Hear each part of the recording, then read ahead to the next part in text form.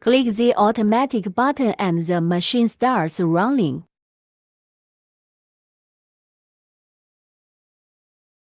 The diamond core drill bit barrel is automatically transferred to the slide table fixture.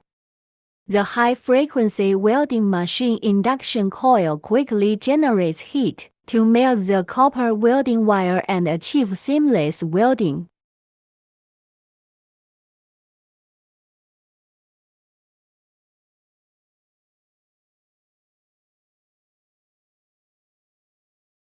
After welding is completed, the diamond core drill bit automatically unloads.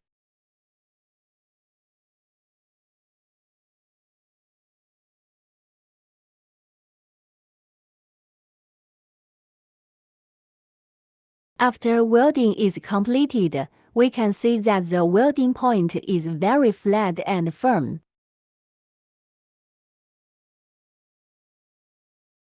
To ensure the quality of welding, the operator uses a torque wrench to test with a value of 20 N.